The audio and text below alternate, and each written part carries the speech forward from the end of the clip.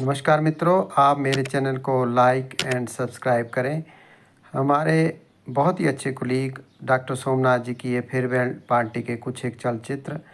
सोमनाथ जी बहुत वर्षों तक इस कॉलेज की इन्होंने सेवा करी। इस मौके पे चेयरमैन सर ने इन्हें स्मृति चिन्ह के साथ सम्मानित करा। उस पल के कुछ एक चलचित्र मैं आपको पेश कर रहा हूँ और इसके साथ सच ए ब्यूटीफुल पार्टी।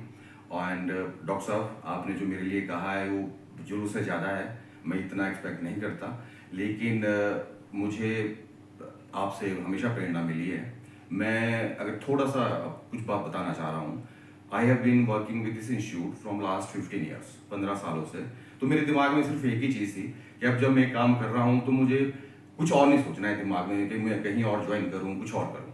जब कुछ मेरे पास और आइडिया होगा मैं उस टाइम इस कॉलेज को छोड़ूंगा। तो मैंने वैसा ही किया।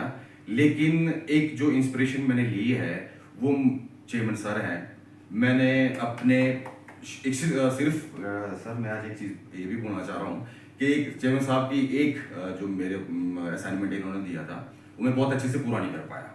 लेकिन मैंने चेयरमैन साहब को शायद आज तक कोई भी इस तरह का मौका नहीं दिया कि वो मुझे कुछ कहें या डांटे। मैंने अपनी सिंसियरिटी के साथ, ईमानदारी के साथ इस इंस्टीट्यूट के साथ किया है। और फिर अब थोड़ा सा एक दो बात और कहना चाहता हूँ। मुझे सारे बच्चे भी कह रहे हैं और इवन जो यहाँ के पास आउट्स हैं वो बच्चे भी कहते हैं कि सर आप बहुत पॉपुलर हो। तो मैं उनको कहता हूँ मैं पॉपुलर मैं नहीं हूँ, popular green hills engineering college है और पॉपुलर हमारे चेयरमैन सर है। मैं उनसे बहुत इंस्पिरेशन लिया है। मैं हमेशा बच्चों को मैंने सर की जो अचीवमेंट्स हैं वो सुनाई है। अभी मैं अकाउंट्स में इनको जयसिंह वगैरह को सुना रहा था। मैं कहा मुझे चेयरमैन सर से इतनी इंस्पिरेशन मिलती है कि ये कितनी लेटर एज में ऑलमोस्ट 48 ईयर्स के आसपास इन्होंने इतना वेंचर खड़ा किया और ये पूरे हिमाचल की एक, तो मैं कहा एक जो सोच है आदमी की।